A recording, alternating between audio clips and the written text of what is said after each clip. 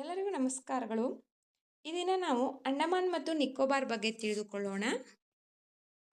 ಅಂಡಮಾನ್ ಮತ್ತು ನಿಕೋಬಾರ್ ದ್ವೀಪ ಇದು ಭಾರತದ ಆಗ್ನೇಯ ದಿಕ್ಕಿಗಿರುವ ದ್ವೀಪ ಸಮೂಹವಾಗಿದೆ. ಇದು ಬಂಗಾಳ ಕೊಲ್ಲಿಯಲ್ಲಿದೆ. ಇದು ಭಾರತದ ಭೂಗಡಿಯಿಂದ 1200 ಕಿಲೋಮೀಟರ್ ಅಂತರದಲ್ಲಿದೆ.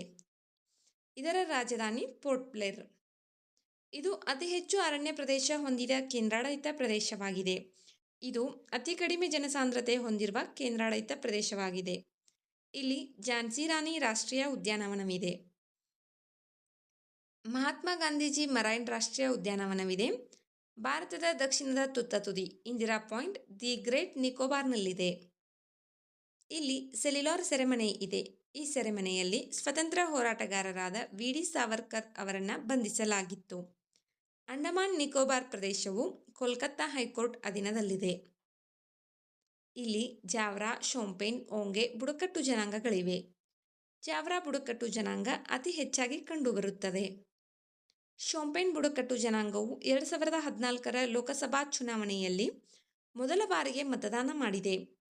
ಇಲ್ಲಿ ಬ್ಯಾರೆನ್ ಐಲ್ಯಾಂಡ್ ಸುಪ್ತ ಜ್ವಾಲಾಮುಖಿ ಇದೆ. ನಾರ್ಕೋಂಡಾಮ್ ಮತ್ತು ಬ್ಯಾರನ್ ದ್ವೀಪಗಳು ಜ್ವಾಲಾಮುಖಿ ದ್ವೀಪಗಳಾಗಿವೆ.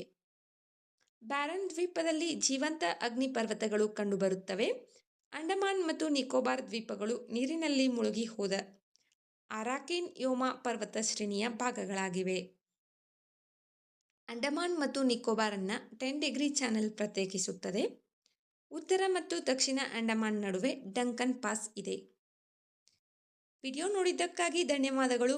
ವಿಡಿಯೋದಲ್ಲಿರುವ ಮಾಹಿತಿ ಉಪಯುಕ್ತವೆನಿಸಿದರೆ ವಿಡಿಯೋಗೆ ಒಂದು ಲೈಕ್ ಮಾಡಿ. ಮತ್ತಷ್ಟು ಮಾಹಿತಿಗಾಗಿ ನಮ್ಮ ಚಾನಲ್ನಲ್ಲಿರುವ ವಿಡಿಯೋಗಳನ್ನು ವೀಕ್ಷಿಸಿ. ಮುಂಬರುವ ವಿಡಿಯೋಗಳು ಮತ್ತು ಮಾಹಿತಿಗಾಗಿ ನಮ್ಮ ಚಾನಲನ್ನು ಉಚಿತವಾಗಿ ಸಬ್ಸ್ಕ್ರೈಬ್ ಮಾಡಿಕೊಳ್ಳಿ. ನಿಮ್ಮ ಸ್ನೇಹಿತರೊಂದಿಗೆ ಹಂಚಿಕೊಳ್ಳಿ. Thank you.